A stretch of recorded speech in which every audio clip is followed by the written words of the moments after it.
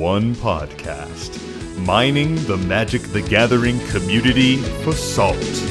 This is the Howling Salt Mine. It's the Howling Salt Mine.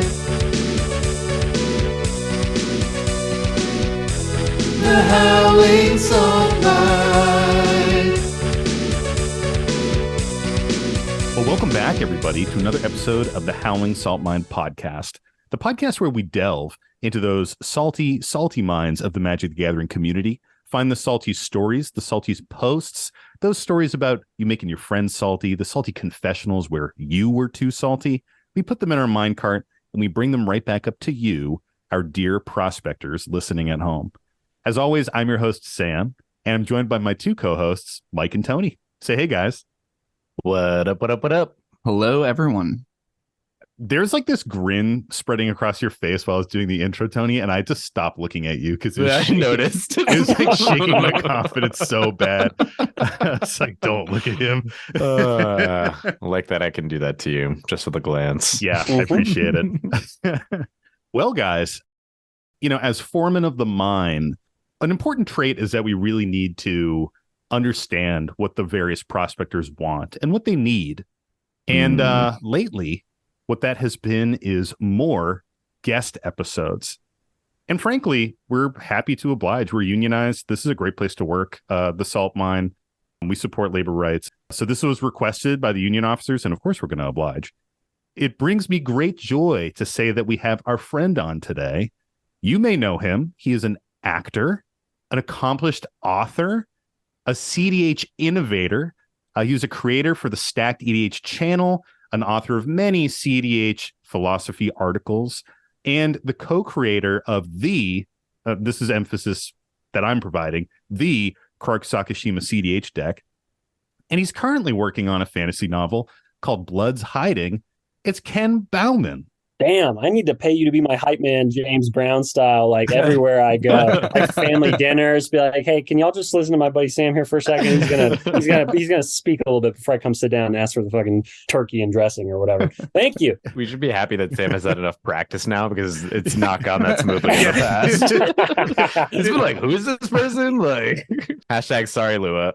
All credit to Lua Stardust, because when she came on, I didn't have show notes and I got like super flustered and I couldn't remember the name of the podcast that she was on at the time, even though I like was an active listener, and I just froze. So he and claims. She was like, what the fuck, dude? And I was like, oh my God. Well, thank you to Lua for, shaming you into professionalism. Good on her.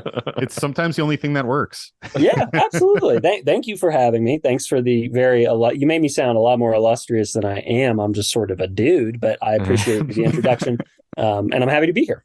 Well, Ken, you are our first guest that has a Wikipedia page. So I think you're pretty illustrious, quite frankly. Wow. Thank you. I'm honored. I'm honored to be that first for y'all. That's fucking sick. Now, as Tony and Mike look up the Wikipedia page and of like everyone else, I'm like, this person didn't have a Wikipedia page? What?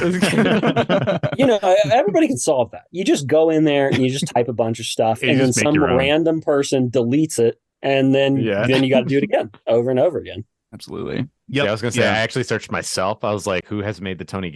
Oh, well, just dox myself. Wow. Just fucking say it, man. just get it out there. At least I am like, fair with it. I do it for everyone. It's not, I don't like, yeah. I don't pick and choose who gets doxed. Everyone gets doxed on the show, so it's fine. That's a great tagline for the show. We dox everyone. Yeah. Well, Tony and I have been talking about this a lot lately because we started selling custom Dragon Shield Howling Salt Mine sleeves on our store. And very soon after starting that, one of our patrons messaged me and was like, hey, Sam, when I complete a purchase on your store, it tells me your last name. Is that something you want out there? Whoopsies. And I was like, oh, yeah. And then Tony and I have been shipping these out and just putting our names and shit on there. So dude, my fucking address is on there. Like it's full Dock City. Let's be real. We're in 2023. My philosophy has been, I guess, since the Patriot Act. Like if somebody wants to get you, they're gonna get you. You're gonna get got. So like, whatever. It's so true. The government knows everything about me, so if the patrons know a little bit, that's okay. It's fine. Mhm. And the truth is, I'm just not that exciting. Like they're just, like you're gonna look me up and you're gonna find someone else with my name who's like this awesome folk musician in Alaska, and then you're gonna find me, and it's very different vibes. So Ken, you live in New Mexico, yeah? Yes, I do. Are you in Santa Fe? I am in Santa Fe, yeah. And Now that we're talking about which street is it? I'm in, and Social Security is 339-69864. Thank you. And the three funky numbers on the back of that credit card. Well, the reason I bring it up is because when I was in college, I did like a sort of study not that far abroad thing in New Mexico, where I lived in New Mexico for like 4 months, and I lived in Santa Fe and I loved it. It's pretty based. I was in LA for a long time, and the city was killing me, or I was letting myself get killed by it, maybe. But and then we found Santa Fe. My wife's born and raised here, so coming here was kind of an easy lift. And I love it, man. I want to die here. It's sick. It's like a great, it's what just a like fucking compliment, dude. What a compliment. So yeah. Eventually, whenever, but it's so beautiful. And the pace is awesome. The people and the cultures and communities, the history is wild. It's just like, it's a really lovely place. My old roommate had an uncle who let me borrow a shirt. My God. And it was a New Mexico shirt. Oh, and shit. I wound up like taking it unintentionally. We were at a lake house. Like I needed clothes. Like he gave me a shirt. I was like, cool. And I get more comments when I wear that shirt than any other article of clothing I have ever worn in my life. Like, I'm telling you, every time I wear that fucking shirt, somebody is like, yo, New Mexico? And I'm like, I have never even fucking been there. Like, dude, the diehards, the diehards are real. People call New Mexico land of enchantment, and the locals call it the land of entrapment, because it really it gets its hooks in you, and for better and for worse. But yeah, like the people out there, I think it's very telling that like I watched some garbage like late night show where they're, it's like man on the street type stuff. They're asking people questions with a microphone, and they ask somebody, is New Mexico a state in the Union? And a lot of people didn't know the answer to that question. A lot of people are like, do you mean Mexico? And they're like, no, New Mexico. Is that like New England? Yeah, exactly. And so it's not the most popular state in the American imagination, but there's a lot of cool shit going on, and I'm really convinced that we're kind of living in the future down here for various reasons, like environmentally and culturally. And I think that we're getting a nice taste of what the future is going to be like for a lot of Americans here, probably in the next couple decades. So, well, as a resident of Rhode Island, I will say that it is a blessing when people don't really think about your state too much, because it stays a hidden gem. I was telling somebody about how much I love living in Providence and how much I love the city of Providence the other day, and they're like, isn't that city kind of bad? And I was like, yeah, you just keep thinking that. Don't come down here. Exactly.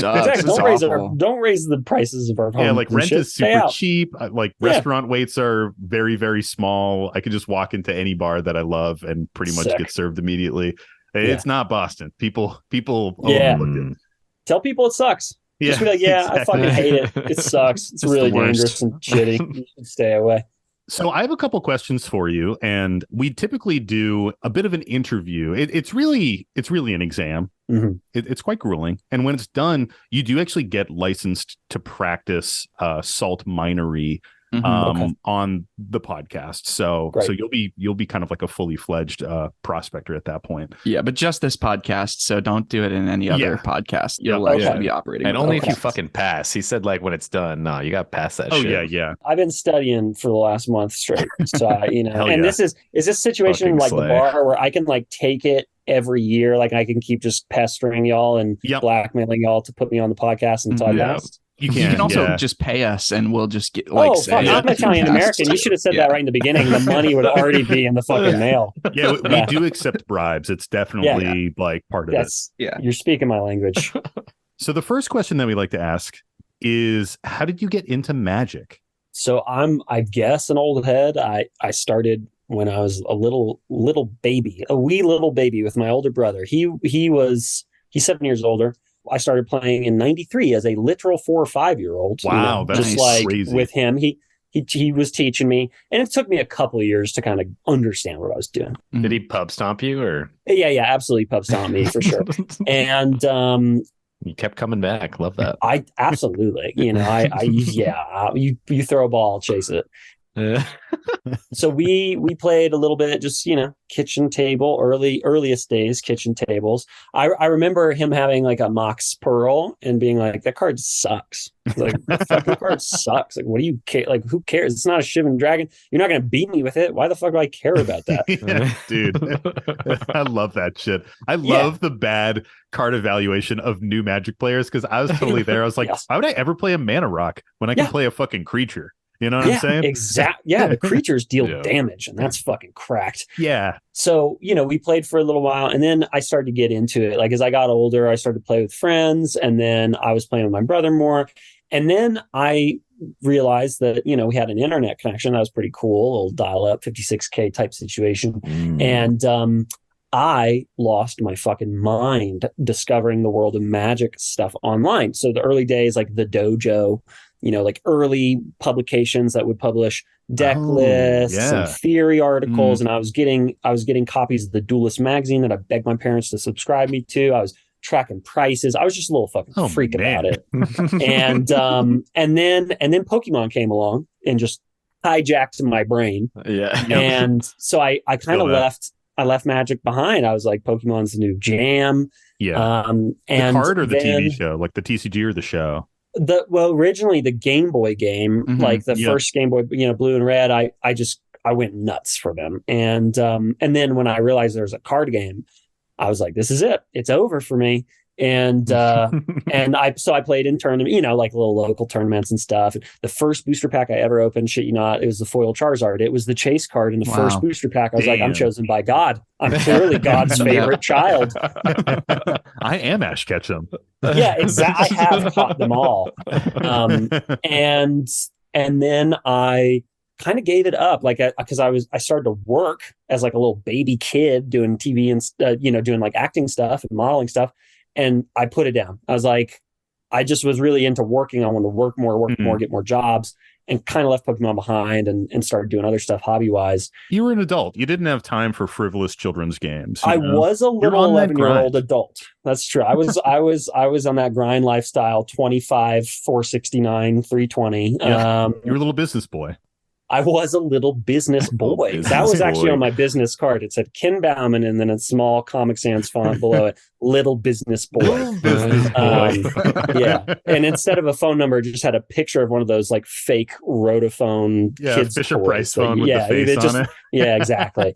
And then I came back to it about, I don't know, maybe 6 years at this point. I was teaching high school, horrendously depressed, found another teacher in one of the professional development workshop things that everybody was ignoring. I walked by his computer screen. I saw him scrolling a spoilers page, and I was like, what's going on over there? What are you doing? Nothing. Yeah. No, he was like, what? He was like, yeah, this is, I'm like looking at Commander spoiler. And I was like, what's Commander? I had no idea.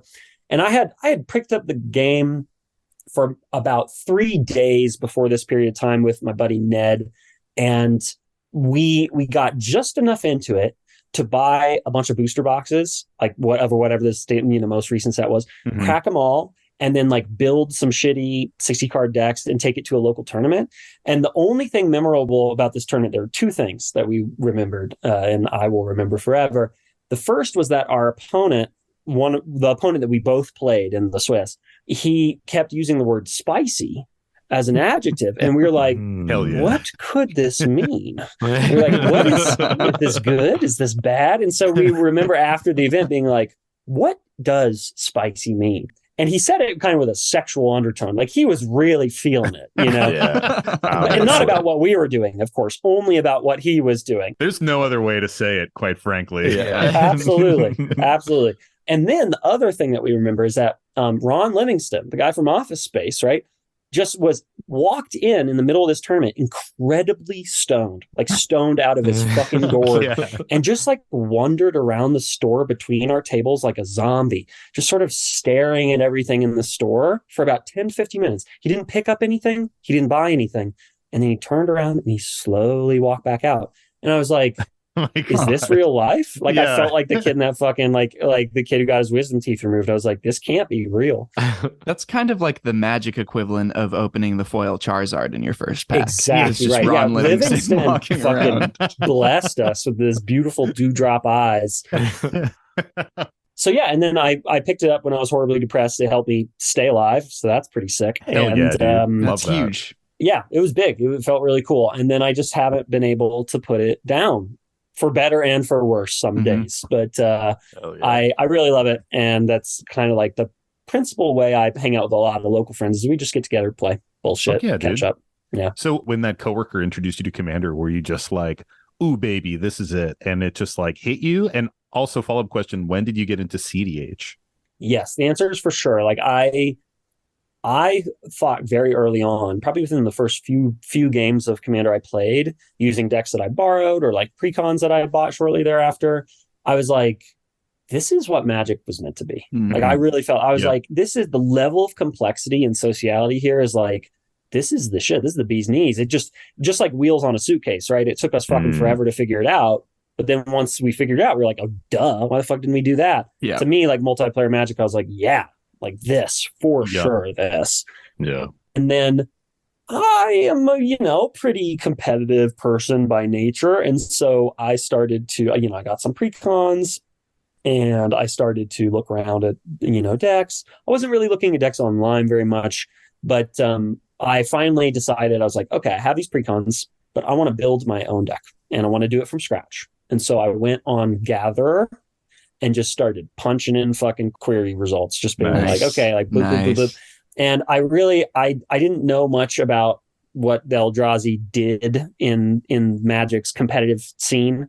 I just was like, the character designs are cool as fuck. I love eldritch, weird, calamitous things that you can't understand. And so I was like, I'll build a colorless deck. And I told myself at the time, LOL, LMAO even. Raffle, perhaps. That I was like, this will be like a nice budget-friendly deck, like building a colorless deck. Like, because I was like, it's no colors. It's literally no colors. I should be able to have like a nice limited card pool and I can build it on, sort of on the cheap. And I was doing this when I was horrendously depressed. So of course I was like, you know what? Doesn't matter. Money. Money doesn't matter. And so I remember just like piecing together over the course of literally 8 hours straight one night. I started at like 10 at night and I did it till dawn. I just like pieced together a deck on Gatherer in my notebook. I was just writing it out. I was like, okay, here's my ramp, here's the draw, here, whatever. Yeah. And it was a Kozilek the Great Distortion deck. I pretty quickly realized like, oh, I can make this pretty fast, pretty aggressive, and could not compel myself not to do that. So I did it. And then I started building a ton of decks and found like a local play group with a ton of decks. Everybody was really enfranchised or whatever. And then I noticed this pattern in myself where I was like, I like going fast. I'm fucking Sonic the Hedgehog. I want to do shit fast. And there were some other people, a couple at the time in our play group of maybe 10-ish people. There were a couple who were like me. We wanted to do the crazy stuff ASAP. And so we finally, I think my first proto cEDH list was actually Selvala. I built Selvala Brostorm, but I was like a little off. I didn't have the Moxen, but everything else was there. Yeah. And I was like, oh shit, I'm curious what this deck looks like cranked up to the max. And I found list online and then I started watching gameplay. And it was really gameplay, like playing with power and then playing play to win. Same with us. Yeah. Definitely. I was like, this shit is cool as fuck. And the people seem cool. Also so easy to consume as like a video format. Like I love watching EDH gameplay too. And obviously there's some amazing casual EDH gameplay out there. But like cEDH games, 10 to 20 minutes a pop on YouTube. It's like so consumable. Yeah. Yes. Yeah, and I watched the command like everybody, like in the early days. I was like, Command Zone, awesome. And that was like a gateway drug. Yeah. That's how Tony got me into EDH, was he just sent me Command Zone videos Whoa. and he was like, watch these. And I had like a trip down to New York and I literally watched every single one on the train down and back. It's so compelling. You like see, you get all the social drama of it. Yeah. And then I found cEDH, and I would say that I like built Urza, played that for a while. And then I was like, I want to try like one of the top decks. I built Nagila, played that for a while. And then I started playing in like online events and stuff, and like the MLC that's run by the Mind Sculptors, like a league. And then Krark got spoiled, and I was like, I think I want to try that. Like I want to push this. Like this seems fun. And then that was it. It was all she wrote. And then I was really in it, and really, really, really in it, and just wanted to kind of see what I could learn about the community, see what I thought could be improved, like low hanging fruit wise, of just like, okay, we can make this community more inclusive and better pretty easily here. Let's just do a couple things. And now I'm just like a doddering old man who kind of hangs in the shadows most of the time. I don't really make videos anymore, but I tend to my little garden, the little Krark garden, and I shit on Twitter, and that's about it. All right. So I think you passed the first question. You're on your way to getting your license here. So this is boding well. Our second question that we like to ask is, what makes you salty? Oh man. Okay. So here's the context, and I'll give the honest answer. So here's the setup, and I'll give you the punchline. Sweet. So the setup is, I have talked a lot of shit on Twitter about like not getting salty and being like, you know what's cool about a game that we all love to play as adults? Enjoying every part of that game and just not being little whiny babies about it, and just being like, cool, fucking cool. That card's cool. It's part of the thing I love. Great.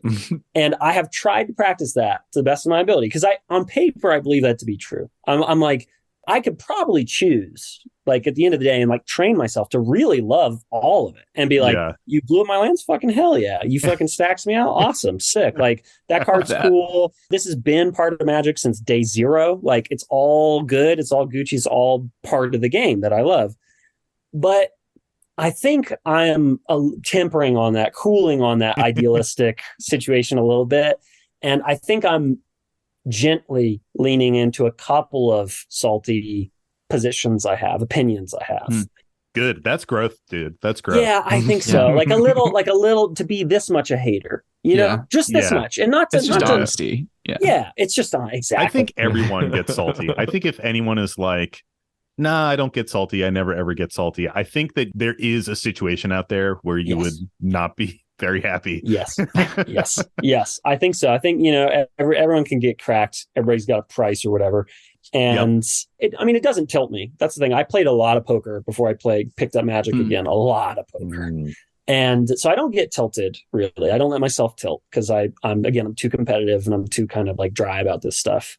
But I will get a little frustrated, a little bit to moderately frustrated.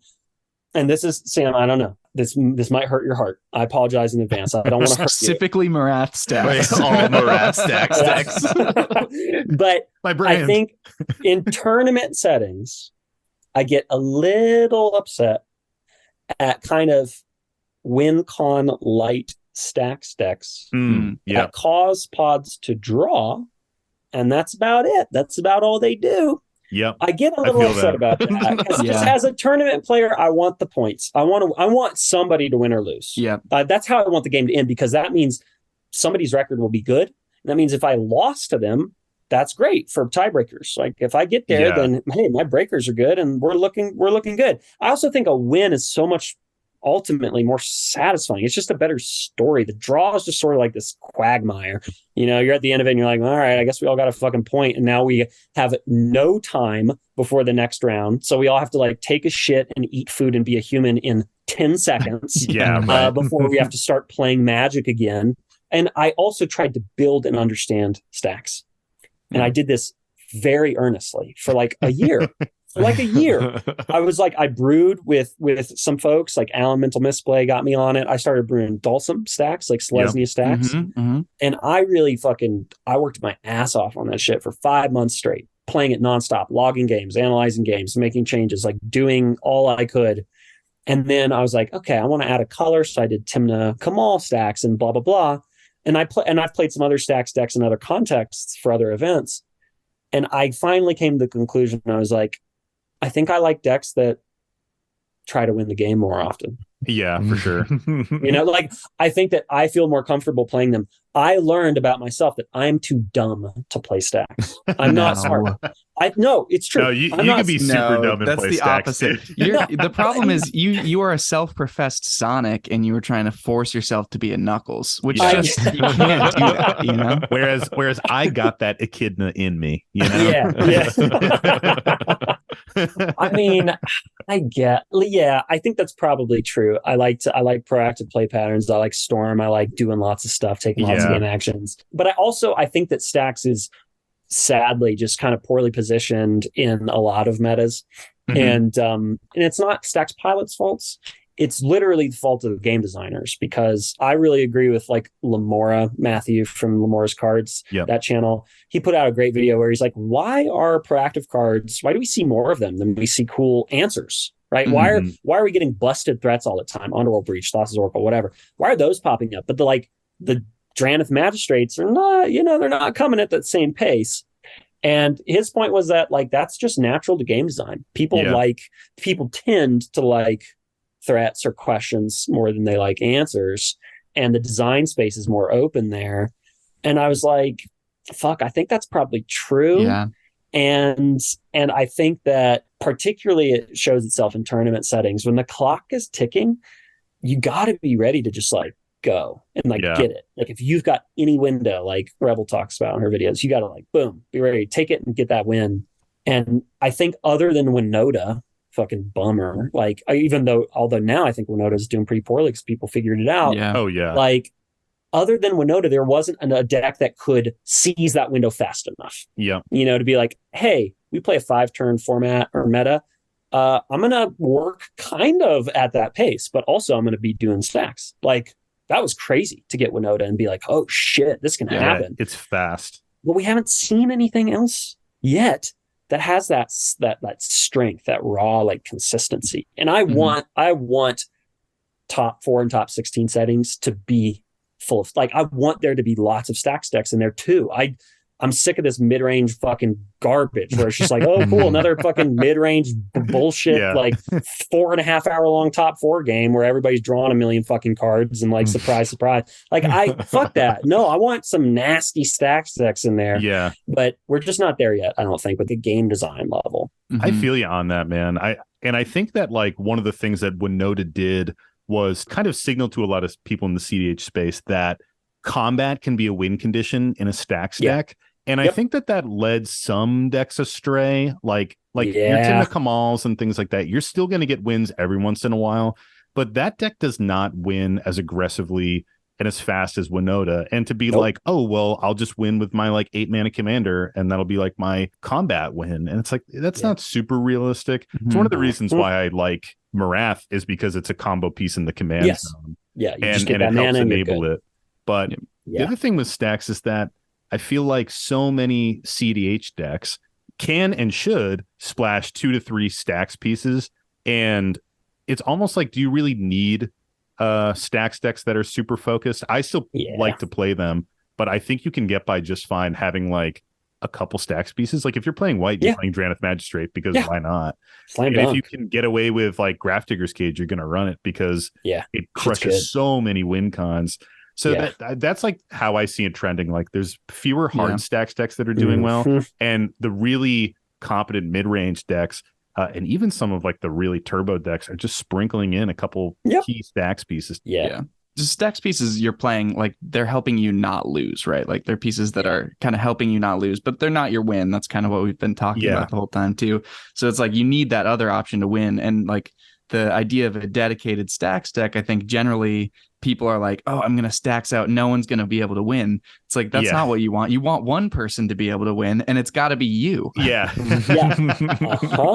And this is, I mean, I've seen this a lot now too, having like taught some folks how to play cEDH and have watched that on ramp a lot, is like, that's what attracts some people to cEDH. They want to make the deck that prevents everybody else from playing Magic, which is a time-honored tradition. I'm not against that. That's like as old as time, to be like, I want to cast balance. I want to fucking cast Armageddon. I'm like, good on you. Go live your best life. I can't play this in casual. I want to play it now. Yeah, which great. So if that's the on-ramp, but I have noticed, and I have contributed even to this kind of like devil on the shoulder type situation. I've tried to like gradually be like, hey, you know what's pretty cool?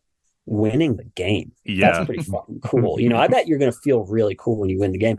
And then getting people like hooked on that idea, and then you'll see them try different decks. And I love that. I'm always like, yeah, play turbo, mid-range, and stacks to get a sense of what you like and what you don't like and what you can learn from each kind of deck.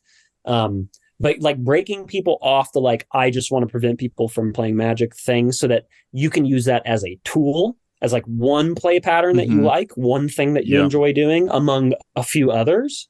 That to me is like healthy and good. And then I think actually that makes you a better stacks brewer too, because the just like stop everybody is fucking impossible in a 4-player high variance format. You ain't gonna do it most cases. So focusing on like, okay, what is the minimum effective dose of stopping everybody? And then what is the minimum effective dose of winning the game? And then what do I add to make both those things swirl together in a nice, tasty soup? Yep, definitely. In a green chili of perfection. In a Christmas. I'll take Christmas. Situation. In a Christmas, yeah. Exactly yeah, right. I feel that, man. Like, even my Marath deck that is up on my Mox field, the one that I like tout all the time, like that is super hard stacks, but it has a lot of win cons in it. But it is also like so heavy into resource denial. It's almost a little bit of a meme, but I can still get it done. But it is like, I'm like, hey, I'm going to build this deck around like Living Plane, and that's going to be a really weird thing. And in the current iteration I'm playing, I've gone way softer on my stacks package and tried to do more layered combos. And I don't have a ton of data points yet, but it's already winning more. It's surprise, right? Like if you put in more cards that win, you win more. It's like, but it really can feel mind blowing in that way where you're like, oh, fuck. Like, I didn't think that I could do this. I didn't think this was legal. Yeah. Stacks is in a strange place, but so yeah, that's the only thing I think I'm salty about generally is like, again, the kind of win con less stacks things in tournaments that wind up drawing a lot of games. And then like on an individual level, really not any particular card or effect or whatever. You can stasis lock me, you can blow up my shit. I don't care, whatever. But playing against Turgid in COVID days was a fucking pain in my ass. Holy shit, dude. Like I love Infinite tokens. I am not going to buy that many goddamn Infinite tokens. And I don't want to read all of your fucking Infinite tokens. I just don't want to do it. So I just hated that like needing to, because I'm like, everything's this big and that's fucking cursed. Yeah. but now in person, I've played against a lot of Turgid since. There's a player who had like a cEDH Turgid list that I got used to, and I don't mind it now, but that was rough couple of years for many reasons, but that was fucking one of them. I was the problem when we were getting into cEDH, also pretty much right around when COVID was hitting its peak.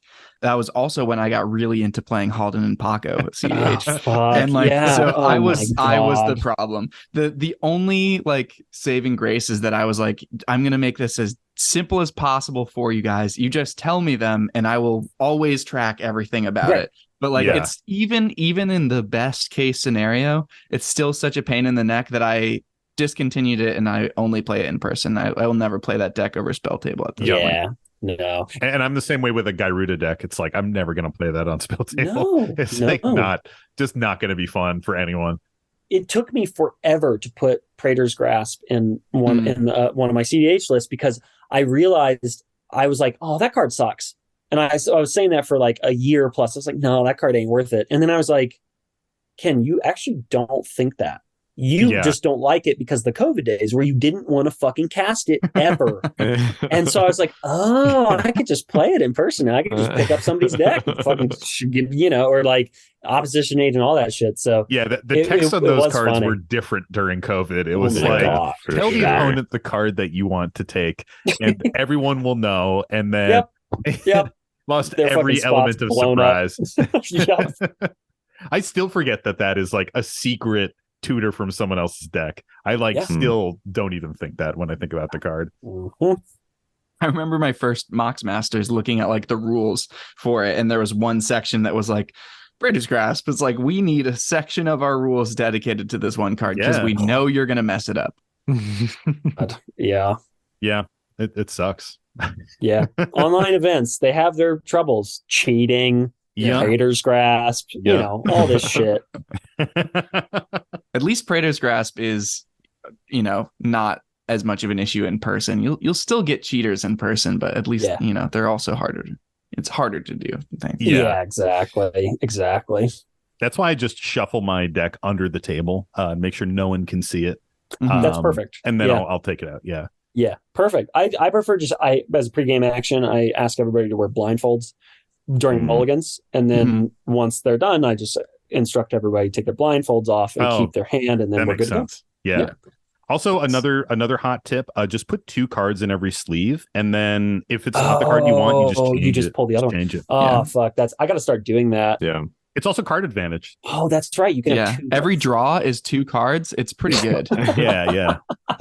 The only problem is that when I Praetor's Grasp you, I keep the card. I don't give it back to you. Yeah. When the game's over, I take it, you know. Yes. It's anti whether Tony wins or loses. Yes. Yeah. Just every time Praetor's grasping mana crypts, no matter what. Basically. Or it'd be a Mox Diamond now. Immediately slide into one of your sleeves too. Yes. It's like, that's mine.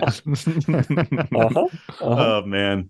Well, shall we get into it, guys? This is Let's do it. Prelude. We're approaching the mine, but now we're gonna get in that rickety elevator and go, you know, what, 200-300 feet below the Earth's crust and get in there. You're the environmental guy. I have no idea where the salt is. You always find it. So you'd be surprised how little my career had to do with mines. I truly know nothing about them. Well, yeah, let's get into it, guys. I got some salty posts here. We're going to be talking about salt and getting into it today. Hell yeah. I'm ready. Put me in. Tony?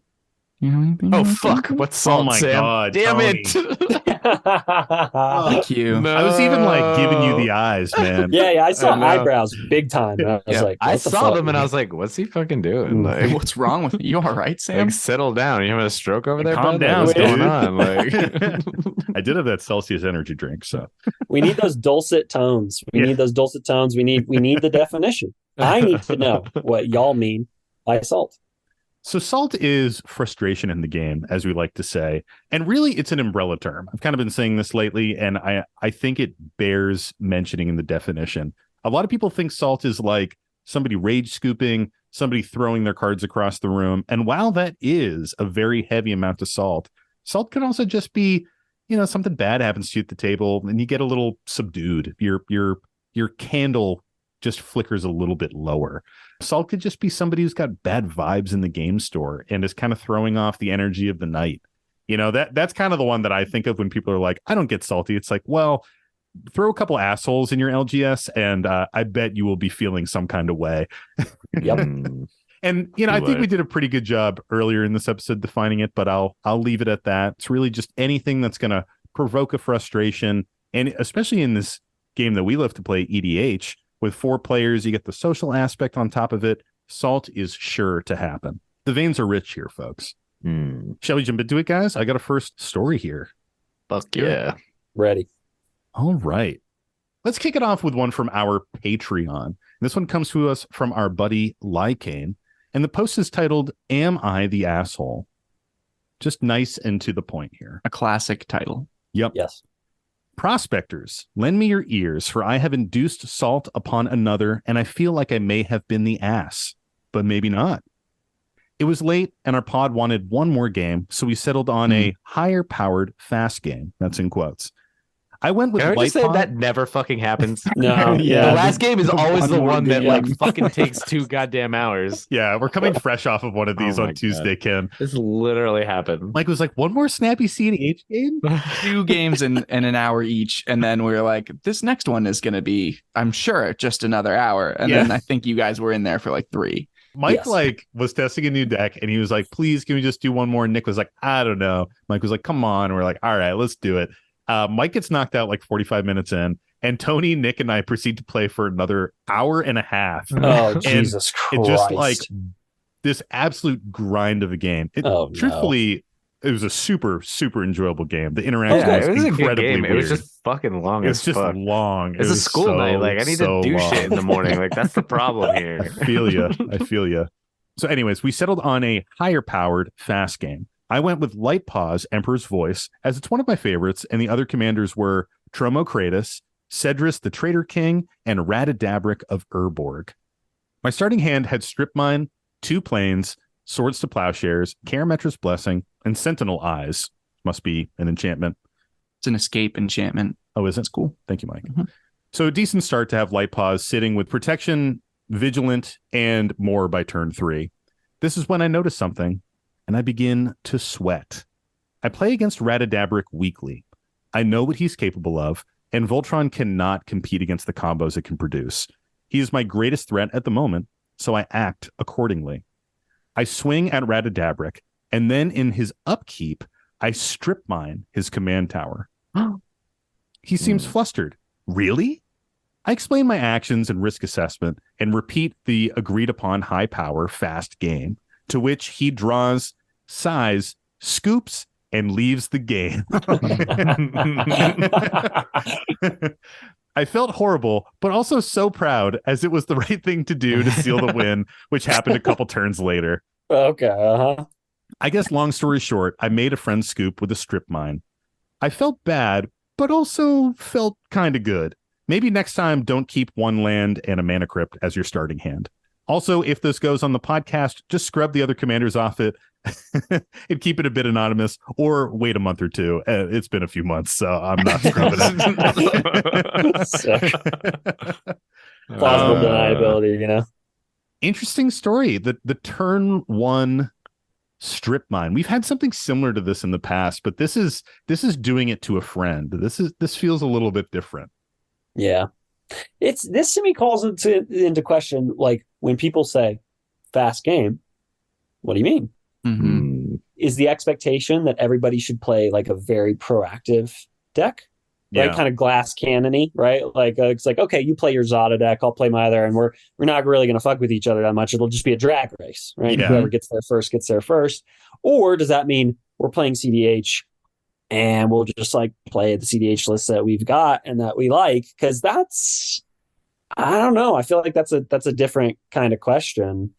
Yeah, I think that what y'all talked about earlier is just being in that kind of knockdown, drag out game that lasted for 2+ hours or whatever.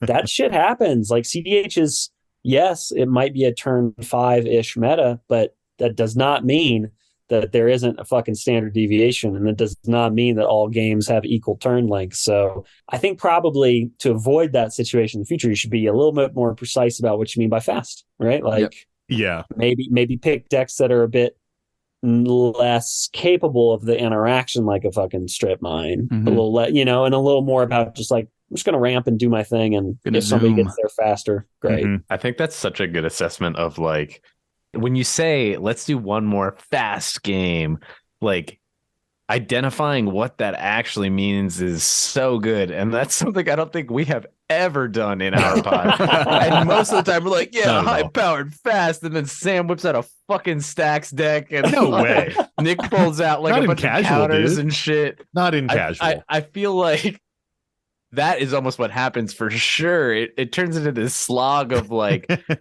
we pull out decks that we like that are fast, but like have interaction, which makes it fucking slower. Like Tony, every game is slow when you put half of our decks in our hand with Selvala. That's never going to make a game fast. If everyone has access to half of the interaction in their list, settle fucking down. So true. I think it's a really good point, though, because typically when I think people say high-powered fast game, it's like play your strongest casual deck, your near cEDH deck. You're not even like fringe cEDH, but you're like zooming, you're comboing. You've got some incredibly, like you said, glass cannon. That's what comes to my mind. Like I have a Agave combo deck that is, I found out recently, capable of winning on turn 2, but can like zoom pretty fast.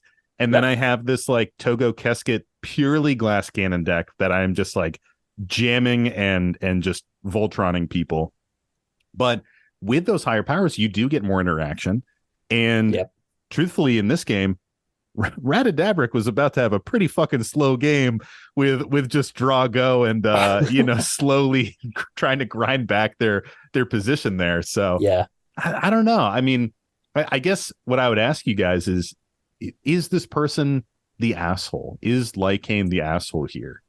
No, strip mine's in the deck. Like, you can play it. I think you're not the asshole, and it seems like it made the game really quick. So you really kind of stuck to what your goal was, honestly. Yeah, I think that that's how this person should know they are your friend. Because I feel like I would never strip mine somebody I don't like very much on like turn one, unless I fucking hated them. Like, I'd have to, like, I can think of some people I hate that I would do that to, but I don't know why I'd ever be playing Magic with them. Yeah, but like just playing in a pod with all my high school bullies. Yeah, like literally. But if I'm like, if I have it in my hand and I'm like, well, hi Sam, like, yeah, totally, just fucking means I love you a little, If you can't be a jerk to your friends, then who can you be a jerk to? Am exactly. I right? Yeah, yeah. Good point. I don't think that this person is the asshole either. I think that the pod suffered from something that happens all the time, which is tired people didn't do enough talking.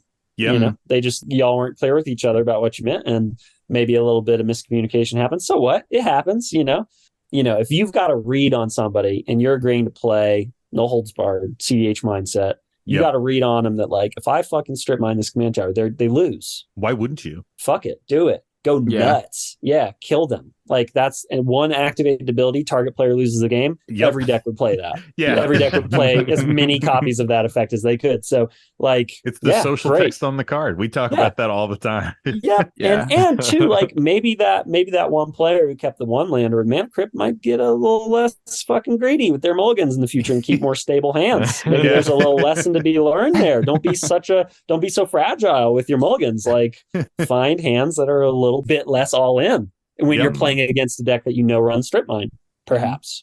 Yeah, I feel that for sure. I mean, I think it's fair. I also think it's just, to me, it's kind of just like a variance thing. Like, the chances of you starting with a strip mine in hand, getting it out, before a player who's starting with a one lander, like, a lot of stars are aligning for this kind of situation to happen. Yeah. And it's pretty salt-inducing, but I don't think anyone's an asshole here. Even with the higher power fast game, I think it aligns with what I would think falls into that category. It's like, kind of like you said, Ken, a bit of a cEDH mindset, no holds barred, some more powerful cards you probably aren't seeing in like your typical, average 7 deck or a precon or something like that. But the chances of you doing that to them is like pretty low. It wouldn't be something where if I played against that Light Pods deck in the future, I'd be like, gotta watch out for that turn 1 strip mine. Like, it can happen, good to be aware of, but probably unlikely for that to be repeated, Yeah. Also, there's a saving grace. They drew and then conceded. So it wasn't like a pure, like, how dare you remove my command tower? I'm going to concede. They just conceded because they knew they couldn't win, Yes. So that's great. Fair play. Yeah. Scoop it up. I would have fucking scooped too. Like, fucking kidding me? You guys fucking strip mine one of my things, it will say Tony concedes. Like, that's the subtext on there for sure. Is it a scoop if you're picking up one card? Yeah. Yeah, right. Especially last game of the night and you're like a sleepy boy, like, hell yeah. I'll be like, oh, fuck yeah, I'm going to bed. Yeah, exactly. I mean, I bet that the strip mined player probably was a little upset because they thought, when everybody's like, one more game, they thought, oh, cool, I'll get a little extra magic, just a little bit more magic, and they didn't get to play magic. Yeah. And you know what? For sure. Non-games happen all the time in various contexts, and I think you probably just chalk that up to being like, yeah, I got it was a non-game, can't win them all, like, fuck it. Time to go home and get some sleep. Yep. But yeah, I mean, I totally understand being a little upset by that. I get it. That's a reasonable response, but yeah, I don't think anybody's an asshole. So what do we think about the salt rating here on this one? I feel like we kind of covered it a little bit. Hey, cool, Mike. How about you shut the fuck up? Let me ask my questions, and then you can like insert your thoughts. Sounds good. Mike, the show is a structure. I don't know if you are familiar with that, but shit. This is a production. Who's this amateur over here? I'm gonna put that in your fucking Wikipedia page. Like, Nice. Thanks for making it. Yeah. The haters have the energy, you know? That is the ultimate, like, someone is living rent free in your mind. Yes. When you create a Wikipedia page just to dunk on them Talk and go through the shit. effort of it. Like Tony's making a Wikipedia user account and like trying to get writing, Editor privileges. Man, I'll go first. I think this is pretty salty. I think I don't think Lycane is the asshole here. I think the Ratadabric player is entirely within their right to feel salty about a strip mine. I would do the exact same thing. One land, Mana Crypt, there's no way I would be like, oh, a strip mine is coming and it's definitely going to like fuck me up turn one. Like that just isn't really a play pattern that I think a lot of players are like trying to do. So it would never really dawn on me to try to mulligan in a way to like protect against that, because that person is also losing their land as well. Strip mining turn one or turn two, like you're setting yourself back. I still think it was the right move. And it sounded like with the power levels and where things were, it was good. But, I feel for your Ratadabric. That sucks. Yeah. I feel like I do a little dash of salt, but not very much, because I mean, I think if you kind of zoom out and abstract away from the type of card that got blown up, you can say, okay, I lost the game to an early removal spell. Mm-hmm. And to make it even less salty, you'd be, okay, I lost the game to a 1-for-1, which in EDH is a -3-1.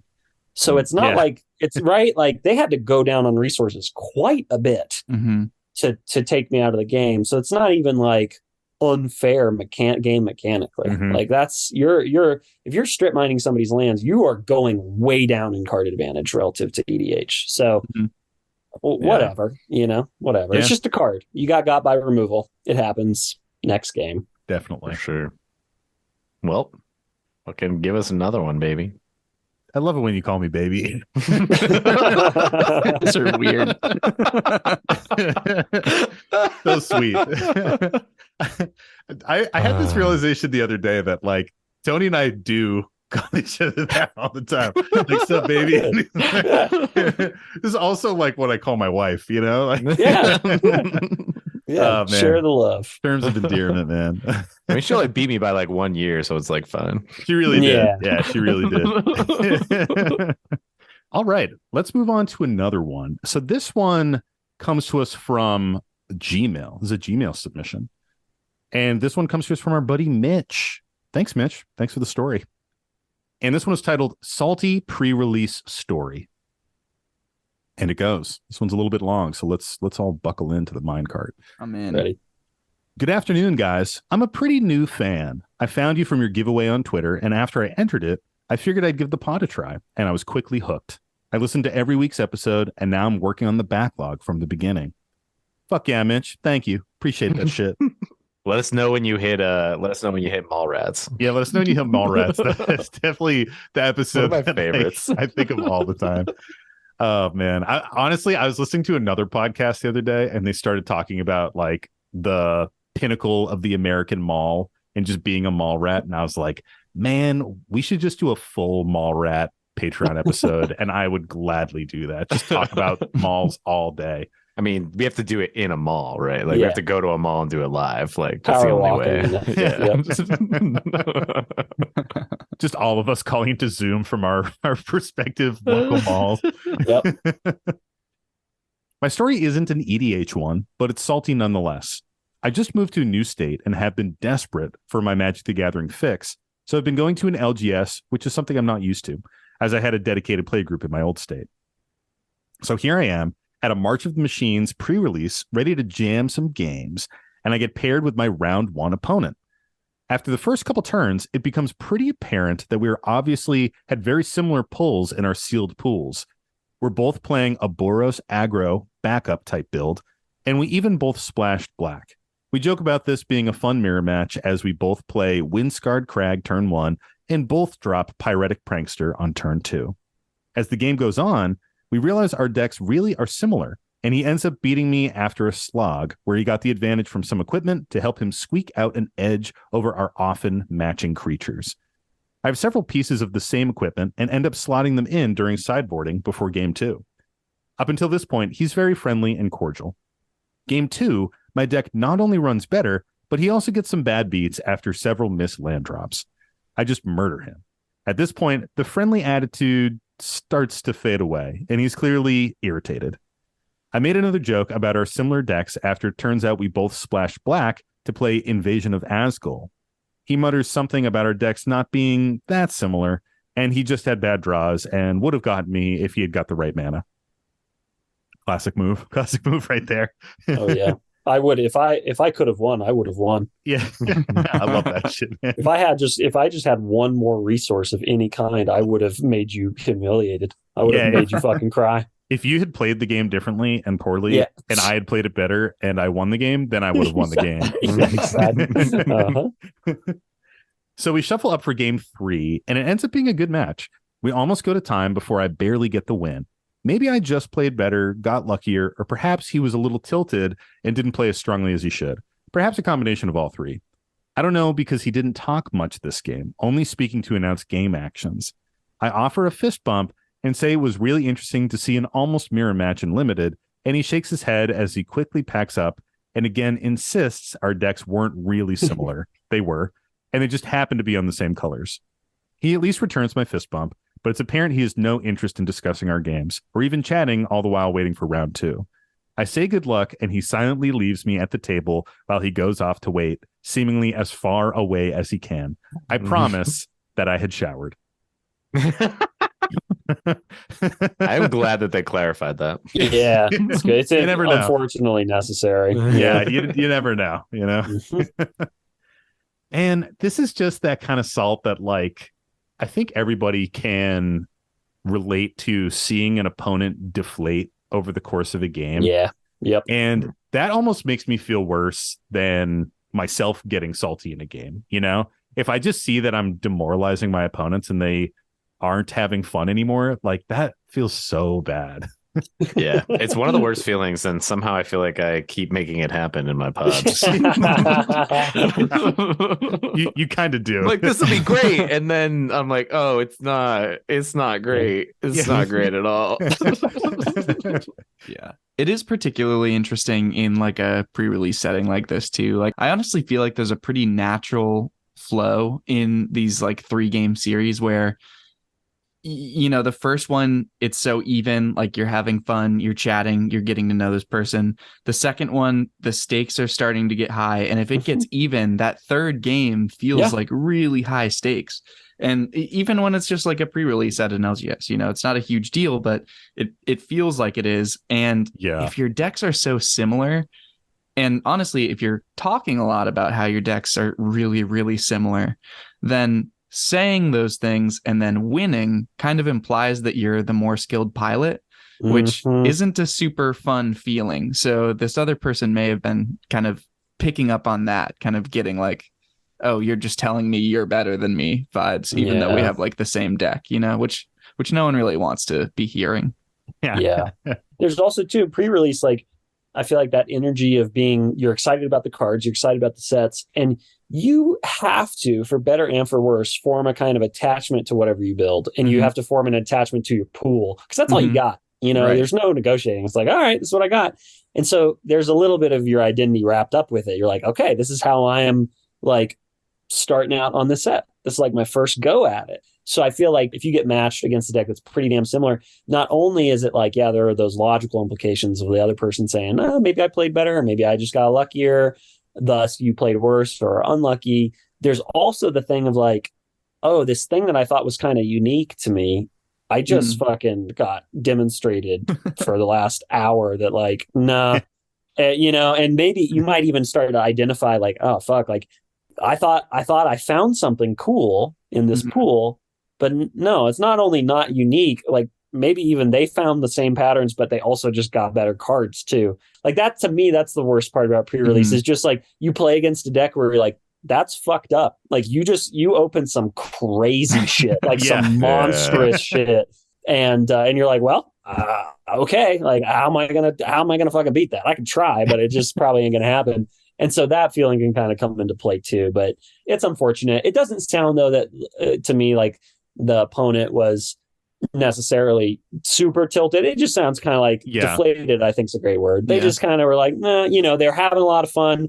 And then for various reasons, the fun started to fade. And I bet the fun probably came back gradually as the event progressed, because that's usually what happens too. Next game, new opportunity to feel all those cool feelings. Yeah. I think you guys said it well with the mirror match, because it's one of those things where like no one wants to hear that you're piloting the deck just a little bit worse, Yeah. I think you're missing the point of the story though, Sam. They're not the same. Their deck was very different. They were actually different though. And you know what? If I drew if I could have played 2 lands on turn 1, I would have beat you. Yeah. I would have beaten you. Yeah. If I had simply drawn all my best cards in a row, I would have fucking won. And I want you to know that shit. But what do we think about the salt rating here on this one? I think it's pretty low. I always enjoy these salty stories where there's not really much anybody could have done better. Like, it's just kind of what it is. And there are these moments, like we talk about that all the time. Like, there just are these moments where you're gonna feel a little off, feel a little sad about something, and it's okay. And you just kind of got to accept it. So hopefully neither of these players let it ruin their night. I would say medium to low salt. Mm-hmm. I don't know if it ruined the night, but it did something, because that guy like went over to the other side of the room. So like, I think something happened, but like, yeah, I think I make a lot of comparisons with French fries on this show, salty French fries, and I think it's because I'm like a certified fast food chunky boy sometimes. This is just like a classic McDonald's fry. Almost everybody has experienced this salt, and if you think about it, you know what the taste is. Like, you can envision this, Yeah, you've been there for We've all had this feeling of being like, I'm just kind of done. I'm demoralized. Like my sails are hanging limp where they were once full of like a joyous breeze. Like, I'm just, no one likes a limp fry. No. A limp sail, Tony. Well, actually, whoa.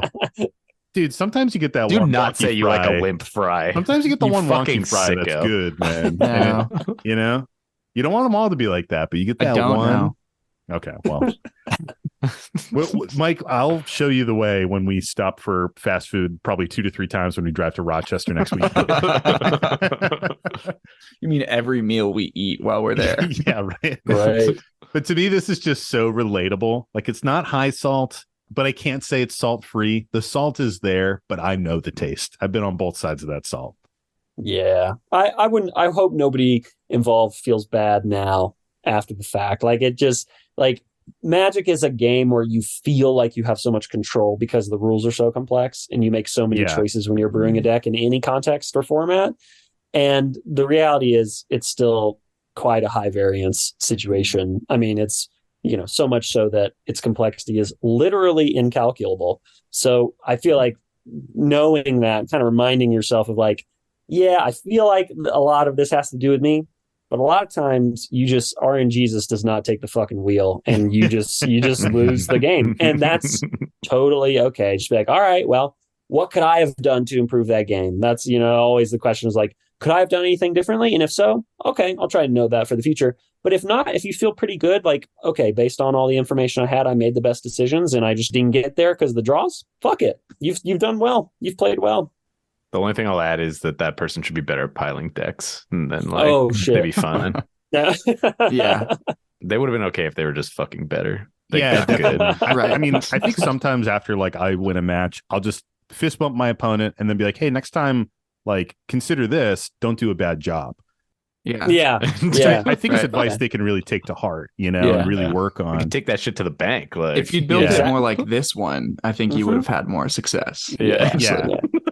Or just like, maybe if you're going to spend like $40, you could probably spend this money in a better way. So just maybe next time, don't. Maybe you should try something besides like a Magic pre-release. Yeah, is Magic really for you? Like, do you think that you're, what's fucking insane is like we make these jokes, but I guarantee you when I started playing Magic in 93, 94, 95, 96, there are motherfuckers all over the country asking saying that shit like that to their opponents all the time. Yeah. People are still saying that shit to each other. I am sure. It's Great. classic get good, you know? Yeah, get good, Yeah. scrub. Fucking Classic. stupid. Oh, What a man. line. What a beautiful set of words. Get good. Yeah. Get good, scrub.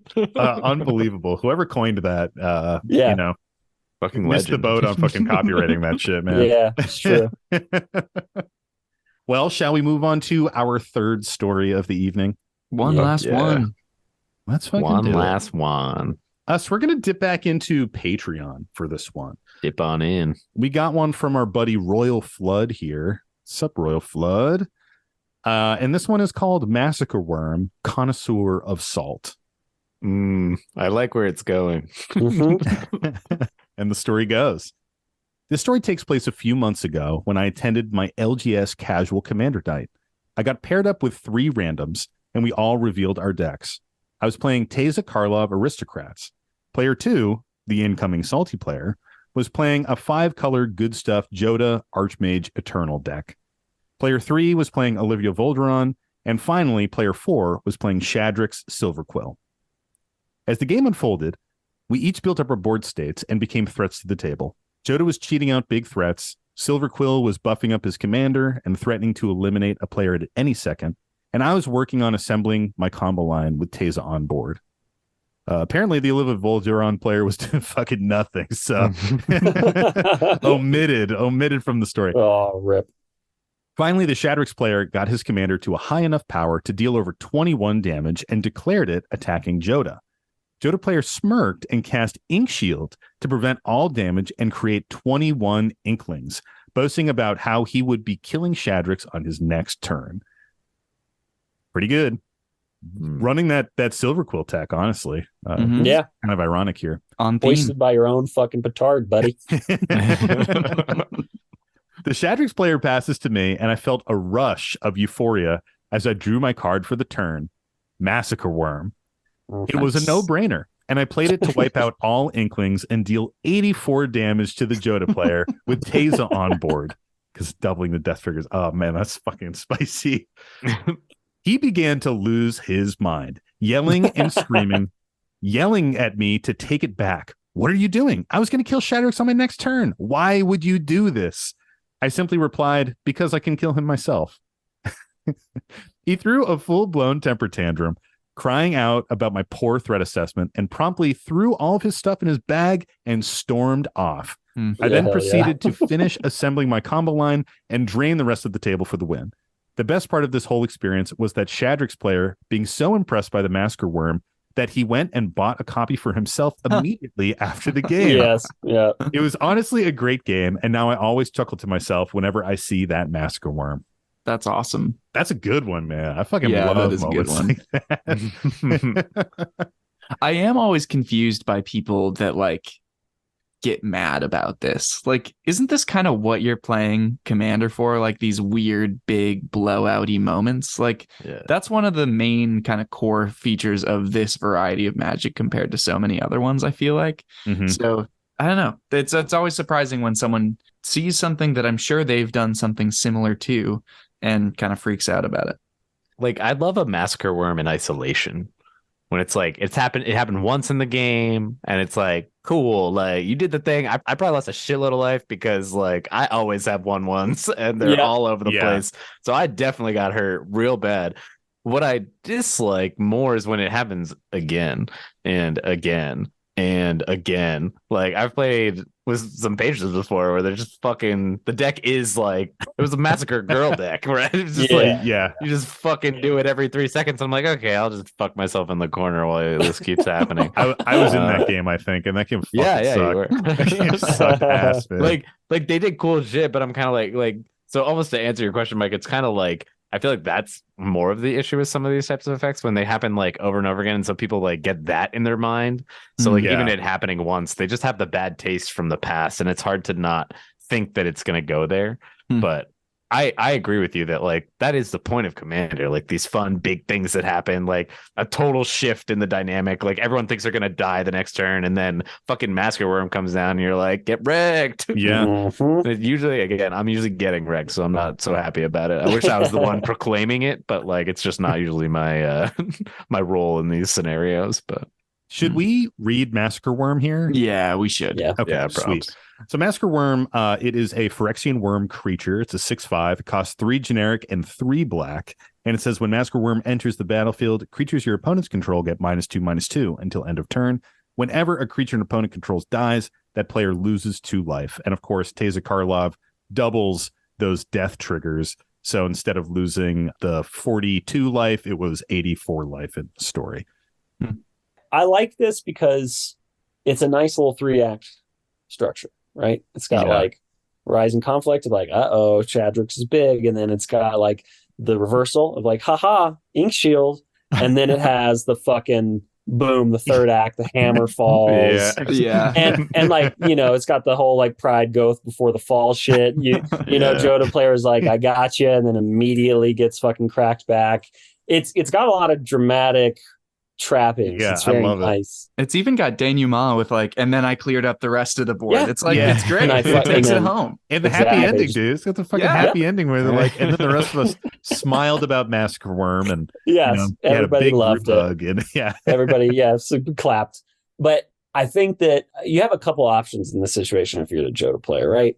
You can laugh because your perfect play got fucking perfect played. So again, RNGesus just drove your fucking car off the road, just like rammed you over the cliff. Turnabout is fair play, Yeah, exactly. It's funny. It's funny to get got in such a splashy, hilarious, perfect really top is. deck way.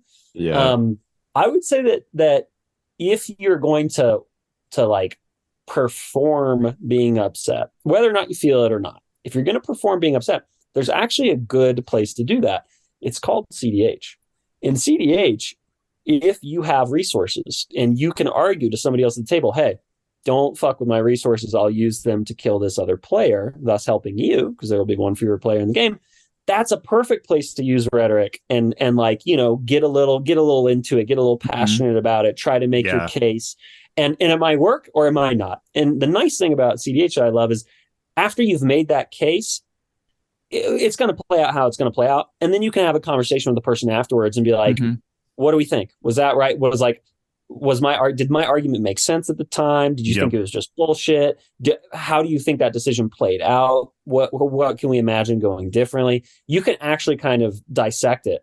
But in casual, you don't need to do any of that shit because you're just looking for silly moments and surprise and novelty. Like that's what casual's for.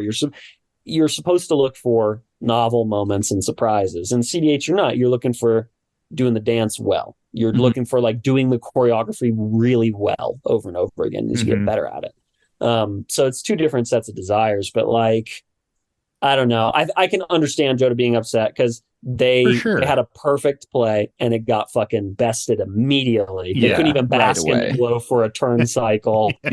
But again, like I invite them to laugh, and look at that and be like, life ain't a fucking tragedy. It's a farce. Like this is just silly. Like, I got spectacularly. I think you said it really well, Ken. It is just a funny moment. The funny thing is that like Joda was gonna lose to Shadrix, right?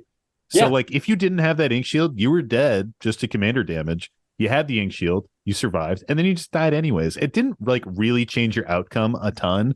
And maybe that's probably where the salt is coming from, like you said, feeling like you had the perfect answer and nothing happens. But also it sounds like this game wrapped up pretty quickly afterwards. It was in like that end game the last couple times around the table. I don't know. People are supposed to lose the game at that point. And hopefully you go out in a big splashy way like this.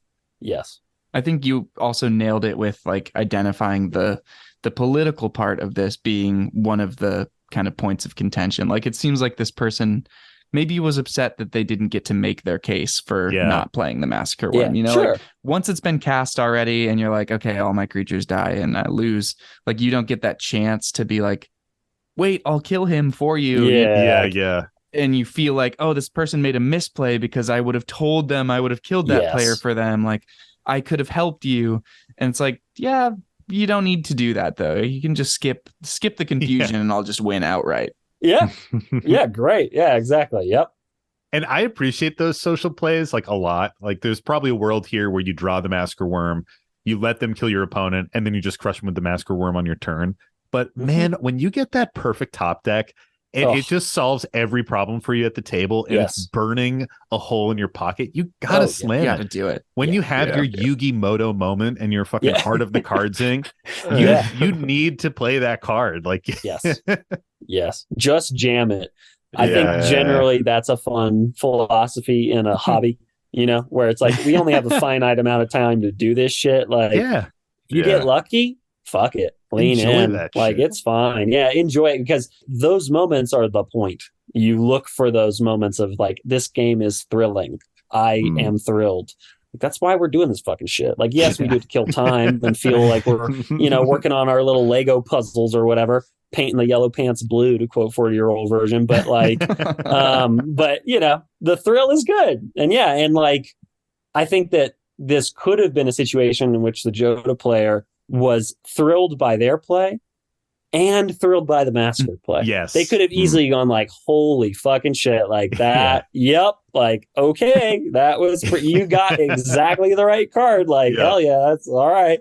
Have you guys seen the clip of the Yu-Gi-Oh player that gets hit for a bunch of damage and goes like, ding, ding, ding, ding, ding. Oh, sick. Yeah. It's just like live in that, that getting blown out moment. Yeah.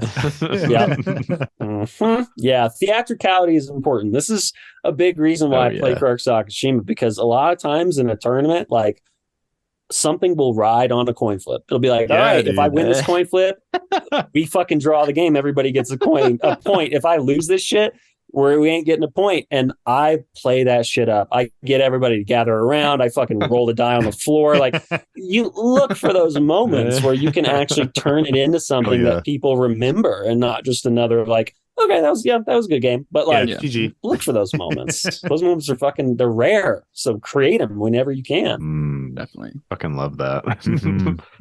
Amen. I'll ask it one last time, even if Mike doesn't want me to. What do we think about the salt rating here? Man, this is like sweet and sour sauce, because I know it's salty for somebody, but it just tastes so good. Yeah. I love it. I love everything about this. Yeah. It's like, how some people have the thing with cilantro where like it tastes bad to them. I just feel bad for them. It's this moment. It's like, this was actually an awesome moment, and for some reason this person just like was genetically predisposed. Ew, tastes like soap. Like, that's a gross. I hate that play. It's like, no, dude, that's awesome. I'll also say this about the salt rating for the Joda player. If you're listening to this, I invite you to consider something. Okay, I played a Joda deck for a long time, very like a modular Joda deck. Lots of good shit, lots of goofy shit, but it did the thing. Right, it was very consistent. And I invite you to think about this. You sat down at the table with a deck with the highest ceiling. You're in 5 colors. You got a commander that cheat costs. Your deck has the highest ceiling in a casual pod, probably in the average pod, particularly when you're playing against lower color decks. So you had the most room to do the most cracked shit. So I would encourage you to keep that in mind when you get got. When you get got by like a perfect card that's more narrow in its design, that's funny. And you should appreciate that and not just be like, oh, like, whatever, my good stuff pile fucking folded to bad threat assessment. Nah, a silver bullet just struck you in the fucking heart, and now you are dead, werewolf. So like, this shit just happens. And so, just to bear in mind what you're bringing to the table, and like, we all love a good underdog story, and you can love that for your opponents. Definitely. Yeah. Totally. Well said. And something that I would just add that kind of is on theme with what you're saying here, Ken, is that salt can be funny. Like, that's kind of like the entire thesis statement of this fucking podcast is salt can be funny, and generally it is very funny when you look at it objectively. And I think that's something that we're pretty good at in our play group is like, if this happened to us, someone would probably get salty, and then we would all laugh about it. And it would become this moment that we're like talking about the next week. And we're like, holy shit, that moment last night where you top decked the Massacre Wurm, like, it was crazy, man. Those moments really are what it's all about. Sometimes you get fucking, strip mined on turn 1. Yeah. Sometimes you top deck the Massacre Wurm and live the dream. Bingo. Yeah. And if you stick around, if you just keep playing games, both are going to happen. Yeah. Bound to happen at some point. Yeah, exactly. Yeah. Just stick it out. You gotta stay in the game to get lucky. For sure. Well, is it that time of the week? Ooh, let me check, Tony. Yes. I think it is that time of the week, Fuck Tony. yeah, but what time is that time? It's the time of the week that comes every week. Like every single fucking week? Like every week, right? Fucking week. Yeah, every week. Love that. It's the time of the week where we say, Mike, Mike. what's the salty card of the week? Salty card of the week this week. Tell me, how am I supposed to live without salt? That was How Am I Supposed to Live Without You by Michael Bolton. Oh no! But you were giving such Bolton vibes, especially with the fucking whatchamacallit? My mullet. The mullet, The like mullet? it contributes. Yeah. Is Michael like Bolton that. famous for the mullet, or does it just He fit definitely the was aesthetic? rocking a mullet at some point. I've seen, or maybe it was just longer hair, but I got the vibes. Your head dropped back. I saw the whimsy in your hair. Yeah. Like I think a fucking fan got put on you in a moment. Like, and I all do it have a took fan was a on me. moment. Yeah. Just one moment. I can tell a salty song is going to be enjoyable to sing when I come up with it earlier in the day and I just walk around my house and sing it constantly. Good. and I just kept singing that line and listening to Michael Bolton like all day. And I was like, yeah. Mhm. Well, thanks, Sam. That was delightful. Thanks, Mike. The salty card of the week this week is Force of Negation. Okay. All right. So Like it fuck is blue, but yeah. It is 1 and 2 blue for an instant. If it's not your turn, you may exile a blue card from your hand rather than pay this spell's mana cost. Counter target non-creature spell. If that spell is countered this way, exile it instead of putting it into its owner's graveyard. How does this one make you feel, Ken? Well, I can't speak to it in a 60 card constructed context that accurately because I mean I've seen it played in Legacy and shit and cool, right? All good. I can speak to it in a cEDH context. It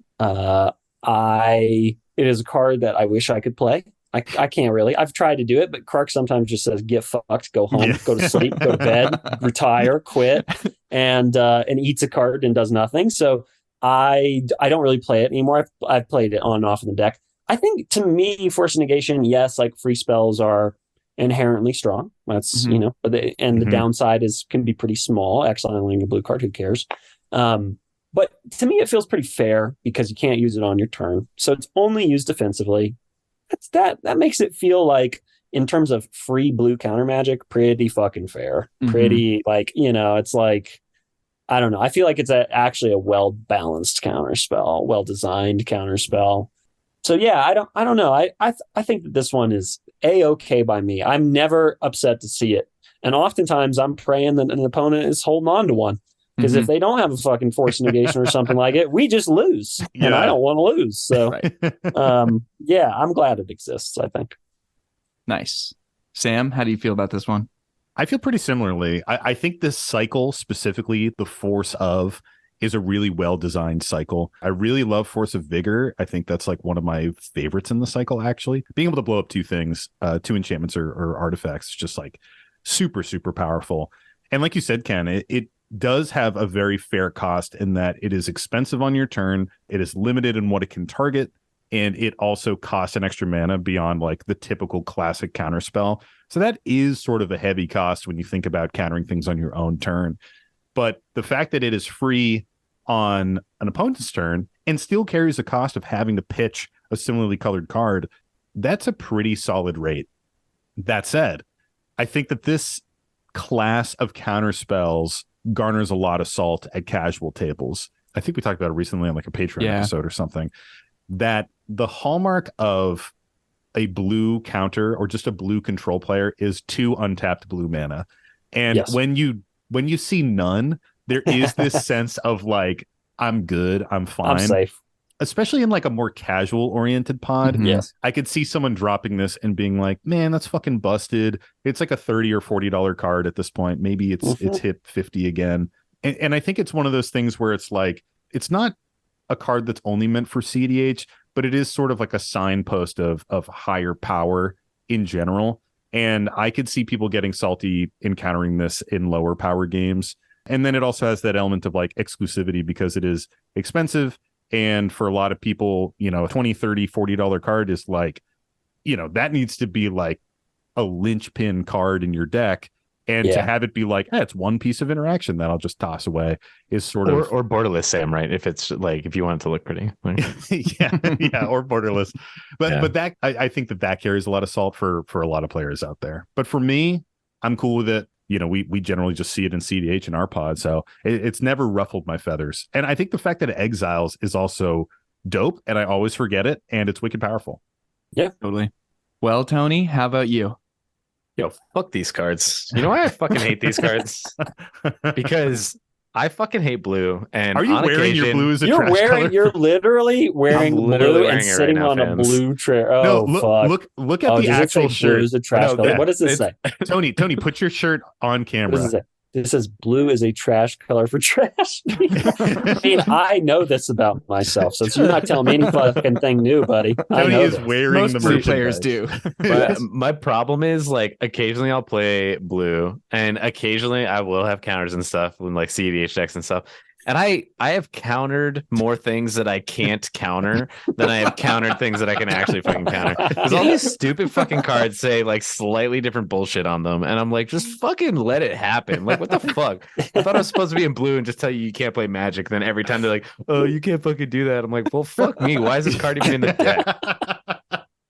So true. We talked about this the other day. Mike had a theory that the reason why Tony hates blue and hates counterspells so much is that he doesn't read them and he thinks that they can just counter everything. And then when he goes to cast, he was trying to like swan song like a creature the other day, and we're like, cool. Flusterstorm and enchantment. And he was like, what the fuck? Why am I even playing this card? And we're like, because it's good. It's just not right now. It's like so awesome. Mike, how do you feel about this one? Yeah, I'm curious. Oh no, go ahead, Ken. No, go for it, Mike. I'm curious. And then I have some. We got to dive into this blue. I got to do some blue psychotherapy on you, Tony. We're gonna get there. We're gonna get there today. Don't worry about it. No, it is so real though. Like I think I agree with really what all of you said, which is I think it's fair because it's got so many of these restrictions, and yet it's also very powerful. Like it's only free maybe on not your turn, like, and you still have to pitch a card. Like there are all these restrictions. It only hits non-creatures. It does get this little nice extra thing of it exiles it.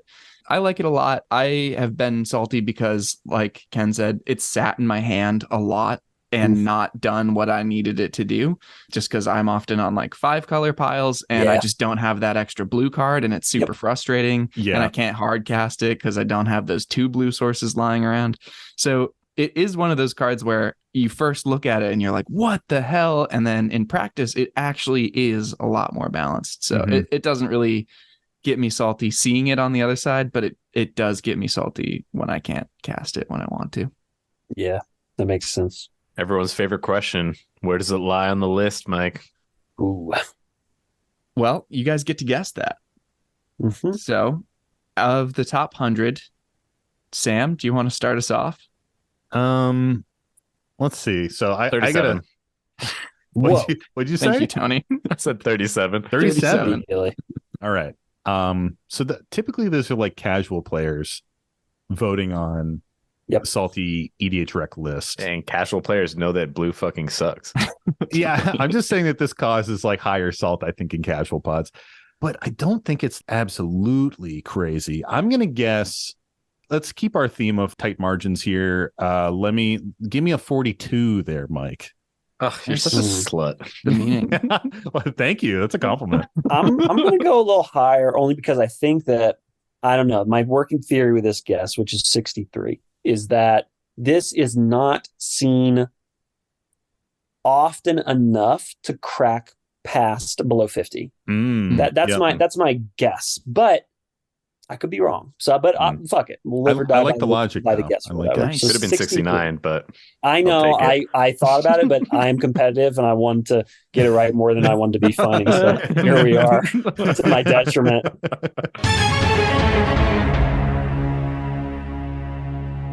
Unfortunately, 69 was a more competitive answer because it's 73. Wow. Ken still takes it. Hey, I think this is our first, guest who's win? Won. Yeah, let's go. Oh, fuck. That makes me feel unbelievably good. Ken, you have truly earned your prospector license this day. Yeah. Success. It happened in this moment. Yeah. So there is a special little bonus game here. And I'm sorry, Ken, you can't play this bonus game. That's so it's okay. a little rude. But the game is, Correct. when was the last time that Ken's Krark Sakashima list modified the status of if Force of Negation was in it? Baby. Oh Oh, my I God. love this. What a funny game. Godspeed, y'all. No Googling that shit. Yeah.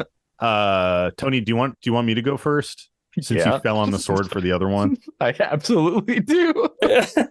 I'm gonna guess it was. Ooh, I'm trying. I think. How Wait, about are we giving an iteration or are we giving a time? date? Yeah, do you A want time period. You want a date? Yeah, I want a time. Man, I'm trying to remember when. 5 months ago we took it out. 5? Okay, yeah. See, this is what happens every time. Tony just gets impatient. This is why I can't You play just can't blue. wait. This is why I Because can't play blue. I can't play blue because I'm impatient. Yeah, Like, that I is truly can't it. sit there with like fucking counters in my hand. You drop I'm it just the fair. first like, time you can. I'm like, get this shit out of my hand. Like, Fair. no, you can't play your fucking Soul Ring. Like, Yeah. I'm gonna say it was 10 months ago. And my justification is I'm trying to think back to when An Offer You Can't Refuse got really popular. Mm. And I feel like that's a moment where you might have cut it. But there's also like Stern Scolding that people were kind of hot on for a minute earlier this year.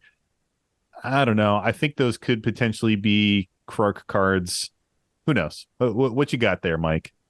Ken, do you want to do the honors and give the answer on Sure. this one? Yeah, grateful. Thank you for the question. It's so fun. That was some fun. 6 days ago. 6 fucking days ago. means I fucking win. What? We both lose. We both lost so hard No, there, I Tony. fucking win. This is fucking Price of Right shit. Like, I am. We closest. both went over so much. We are And not close. It's like we're the same fucking person, man. Like, I knew. I fucking knew. Oh, 6 man. days ago. That's fucking 6 hilarious. days. Yeah, it was fresh on my mind when that came up as the salty card. I was like, oh god damn, that's Yeah, I that's know. poignant. I've thought That's about this poignant card as fuck. too much.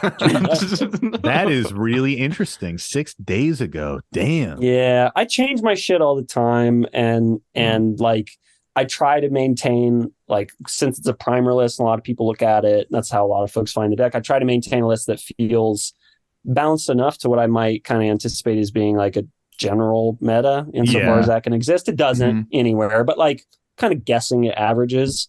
And then sometimes cards like that, I just try them for a while and then they fucking burn me again and again. I'm like, no, I can't actually in good faith recommend this. Like maybe Yeah. I could make it work given my play patterns, but no fucking way. This card's just going to feel shitty to a lot of people. And so we gotta get rid of it. And that was one of the cards on the chopping block lately. Mhm. Very interesting. I also think it's like the hallmark of a really deep cEDH brewer to eschew the typical staples and be like, well, this card actually isn't good in my build, and these are the reasons why. Yeah. Yeah. And that's the shit you need to have in your primer, man, because Right. there's so many times where I'm like, hey, this deck's missing fucking Pact of Negation. I'll just throw that shit in. Like, Yeah. Like lazy brewers' eyes just glaze over as they look over all the free counter spells. They're like, yeah, those Yes. are all supposed to be in there. yeah, those are Of great, course. man. Yeah. You know what? Fuck it. I've got a big section in my primer called Have You Considered? And it is every single time somebody has asked me that question, have you considered this card? Have you considered that card? We, like everybody in the Krark Discord, compiled all those questions and I keep a big running list so That's that if anybody awesome. has that question, we can just be like, oh, cool. We got, boom, answered right in the primer right here. And I recently deleted Force Negation because I put it back in the deck. Now I got to add the fucking entry back, and there y'all you are go. reminding me. So I'm going to do it literally right now, and I'm going to shout out the podcast too. Dude, you actually you guys, so what was it called? You had like the Council of Krark Sakashima at Yeah. some point, right? Yeah, So we've had a Is that like we the had a fellowship? couple Like, of Krark summits. That's what we call Yes, them. And Krark the summits. Krark summits so were good. times in which we had as many people in the Discord wanted to join a voice call, and we would hash out the deck. We'd build it from the ground up again. We'd be like, fuck it, throw out all the assumptions. What have you found to be great? What have you found to be good? What have you found to be bad? And let's just try to build as much consensus as we can, truly, Mhm. like democratically. And so we've done this twice now. The first conversation was 4 hours long. The second conversation was 5.5 hours long. And Damn, I love we that. had spreadsheets and everything. The nice thing about it was it really, I mean, A, it was just fun to bullshit with a bunch of Yeah. like-minded people. But B, it really did help kind of solidify like a core first time it was like 92 cards everybody agreed on. It was crazy. It was like, damn, that's awesome. And then the second time it was less. I think it was between like 70 and 85. But we still managed to be like, yeah, no matter what version of the deck you build, if you're playing a cEDH deck, try these core cards. Like they're not gonna, we know now empirically they ain't gonna lead you astray. They're gonna be good. And then after that, it's a fucking recipe. Season it to your taste. Season it to, your local environment. Make it work for you. You taking notes for the Marath Discord, Sam? I am, dude. We're gonna have a Marath summit. There'll be fucking 6 of us in there brewing. Shout out to the Marath Discord. Love all you guys. A bunch of them listen, which is great. I love that. I saw this. I forget where it was. I don't know if you posted about it somewhere or something, but I saw a notification about that, and then I happily naively went into the Sisse Discord, which is my mainstay cEDH deck, and I was like, guys, did you see what the Krark players are doing? We should do that. And people were like, no, it's impossible. It's 5 color. That's a dumb idea. We shouldn't do that. And I dejectedly left and didn't really engage in the channel, and came back 2 months later and they had done it. Oh my God. No. It was heartbreaking. Wow. That is, shame on them for rejecting a good idea. But I'm glad that came around to it and realized that, it turns out when you put a bunch of fucking smart people in the room and ask them, well, let's talk through this shit, you'll come up with good ideas. Trust the community. Decks are communities. They're not attached to any one brewer. A deck is a community of people. Trust especially the fucking wisdom. Yeah, trust people's wisdom. Ask for context. This shit matters. Also, huge shout out to commander specific discords, especially for cEDH, because I think a lot of people go to, the various resources that are out there, like the decklist database is a classic one. The new thing that Eminence is doing, EDH Top 16, is a great way to see tournament results and what decks are doing well. But a lot of people will see a list and be like, oh, a list is this. And I think that is a good starting point. But if you really want to be brewing, if you really want to be innovating and talking about that shit, that stuff happens in those discords. Yeah. All those deck changes that you see in the decklist database are usually coming out of these community discussions about what is good and what is bad. And there aren't a ton of people jamming in Marath right now. We do have some pretty active people, but we still have those conversations crop up from time to time, especially around spoiler season. Something new comes up and you're like, is this a card for my deck? Like that classic shtick, I think, from Mind Sculptors, is this an Agila card? Yep. You can have that conversation and really dig into it. So if you're out there and you want to brew cEDH, my recommendation is find a Discord for a commander you like, and don't brew in a vacuum, because a bunch of other people have probably already thought about that shit that you're thinking about right now and can help guide you through it. Yes. And Discords are awful places to store information. Historically, they're dog shit. It really makes me wish for the days of forums, but they're a great place to have kind of active conversations in short terms. And then they're a great place to get everybody piling into a fucking chaos voice chat and just hashing that shit out. And so, use them for their strengths, and try not to, I really encourage people, try not to get too frustrated by not being able to find what you need in Discord, just because the search function is not super powerful. Instead, look at primers for long-term evergreen knowledge, and then use Discord to ask specific questions or come up with some new theories or some things to try out. Definitely. I really wish you weren't a blue apologist, because you're so well spoken. Oh, hey, maybe it has something to do with playing blue. I don't know. Can't say. That's true. I don't know. Take it back. Sam from the editing room, get rid of that shit too. I don't know. I think I'll actually amplify the volume on what Ken just said. But thank you. I appreciate that, Tony. That's very kind. Well, I think we may have kind of roundabout skipped it. I'm just going to drop this in here so Sam has the soundbite. That wraps it up for the salty card of the week. Thanks for playing. Yeah, nice. Thank you, Mike. That was a lovely salty card. And thank you, Ken, for joining us this week in the Howling Salt Mine.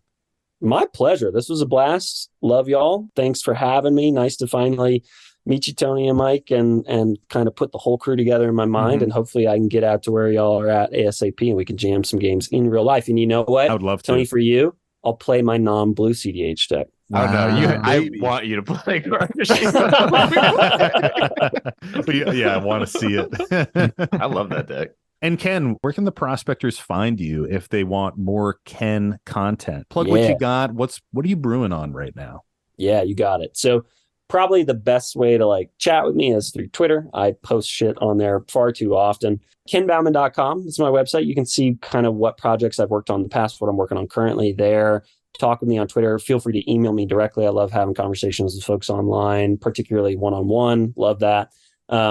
And upcoming for me, I've got my fantasy novel, Blood's Hiding, is going to come out probably around December. We're just waiting on a cover art from a lovely, talented illustrator. I'm stoked for that, man. Worked in Magic the Gathering, which is super, super cool.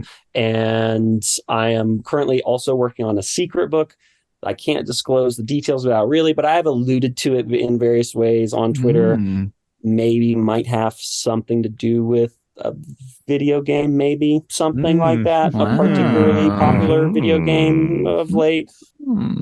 And so I'm working on that, and that will come out probably in the next couple of years. And that's the current project. And then, yeah, if you want to talk to me about Magic, cEDH in particular, hit me up on Twitter, jump in the Krark Discord. It's a really friendly place. Really helpful. A lot of folks who wind up passing through or coming through and staying often have very nice things to say about it and saying it's like it's one of the most wholesome servers I've found. And like, you know, we try to keep it pretty nice, pretty positive in there and pretty constructive. You don't tell people to fucking leave when you shout an idea out and then do the idea in a month. Yeah. LOL, fucking get good, try again, idiot. Yeah. No. We you know, because I'm of the belief that cEDH is nowhere near solved. I think statistically that's just where we're at. And that's just what the math is. So let's lean into that shit. That means we get to experiment. So that's a fun thing. That's not a bad thing. Let's figure it out together. Hell yeah, dude. Totally. Well said. Hell yeah. Well, awesome, Ken. Appreciate it. Thank you. We'll have all of Ken's links and things like that in the show notes. So definitely check it out and chat with Ken on Twitter. He's just like always putting these interesting like thought experiment kind of things up, having people comment, chat about stuff. It's just a good time. I dig it. Thank you. And if you prospectors out there want more Howling Salt Mine content, check out our Patreon, patreon.com/Howling Salt Mine. We have our monthly Extra Salt series. We have Stray Grains coming out pretty much weekly, sometimes 2 a week. Who knows? They fall into the stream randomly. That's our short form content that we do, all of the little tangents from the show that don't make the final cut. We preserve those and deliver them to you. I think at this point we have like 30 of them up, and I have like 10 more in the bank. There's a lot of them out there. So if you want more Howling Salt Mine content in your life, check it out. And we also have a thriving Discord community, tons of fun. We're playing monthly game nights with the patrons last Thursday of every month. Generally speaking, we shift them around when we got life things going on. Like Tony's going to be getting married, so I think the next one's just me and Mike. Also, check out our website, thehowlingsaltmine.com or howlingsaltmine.com. We are inconsistent with the use of so our website should do that too. You can submit salty stories to us through that if you don't want to submit them just through like DMs or a Gmail. And you can also buy custom Howling Salt Mine Dragon Shield sleeves right now, which are selling like hot cakes. And that's really cool to see that people are interested in having that shit.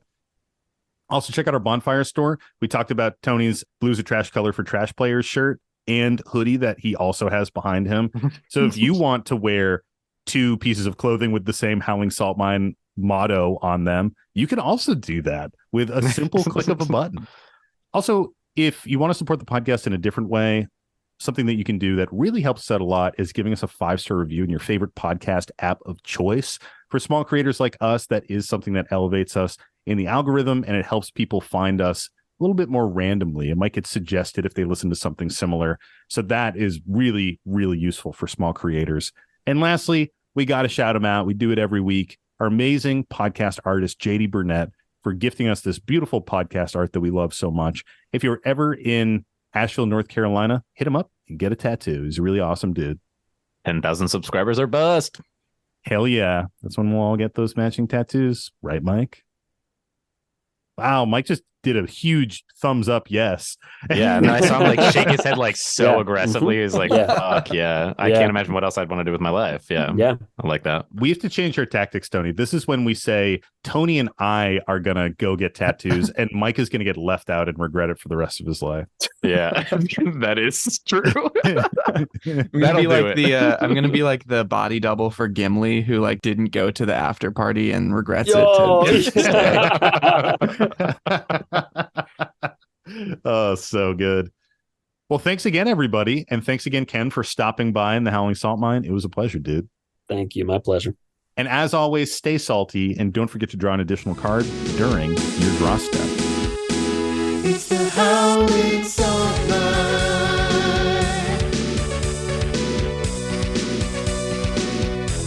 The Howling Salt Mine. Dude, it's so fucking hot and humid today. I just know that I'm gonna be like completely soaking by the time we do our second episode. Stopping. Just living in the swamp ass. Just stopping. Like... Oh yeah. Swamp body, dude. It'll be swamp body. It'll go so far beyond the ass. It's gonna be brutal. Just so far beyond the ass. Like I can't even handle it. Oh shit. That's a good. Hopefully Ken heard that. Yeah, I caught the last little bit there. I missed it. What did I miss? Okay. Oh, you got the 4-channel situation going on right now? Yeah. Hell yeah. But Zoom just does it, so we're not that bad, good, but like good. I mean, Zoom awesome. gives it to us that way. I mean, no, for sure, but like we did have to click a toggle to get the 4, Yeah, so like did. we're a little bit talented, you know. Kind of Not everybody clicks the toggles. Then It's don't. true, That man. probably which is puts you above true. like 98% of humanity. Yeah. You know what I mean? Like wouldn't click the toggle, but y'all did. Congratulations! That's Love so you, sadly true. Yeah. Mhm. I mean, we're also spending like 3 to 6 hours editing an hour-long Yeah. podcast. So, Oh, you yeah. know. So that puts us below like 95. I do respect the people that just record it, bookend it with an intro and outro, and they're like, it's fucking That's good. Laugh it up. Bonkers. There's a freedom with that I just we Don't just have. do not have. Yeah. I mean, but y'all, that's why y'all show sounds as good as it does, because you're actually doing the work. I appreciate Yeah, watch that. out. If you Yeah. say that too many more times, Sam's whole face is just going to be the whole screen. And we'll just continue to expand. It's very true. Don't give me too many words of affirmation. Okay, I'll dole them out appropriately. Yeah. Thanks. Okay, I'm used to these kind of conversations, you know? Yeah. Seems like they pop up in the Howling Salt Mine vernacular. There's body talk. Let me They hear do. your body talk. It's happening. Yeah, there's a lot of talk about like nether regions on the show for some reason, you know? That's okay. That's all I right. think it's just because like wieners and butts are funny. You know what I mean? That too. That's very true. Wieners and butts are funny. I can get Mike- behind that. Yeah, Yeah. Mike, you came at the perfect time. I surely did. This is a little glimpse of what it's like to be, you know, best friends with Tony. I'm aggressive. I respect it. Again, and business partners with Tony. I come from a family of people who like to be very loud and like to not give up arguments. It's just the Italian American That's way. probably the So New when Jersey in me. So so when I see Yeah. it, I'm like, all right, yeah, let's do it. It's easy.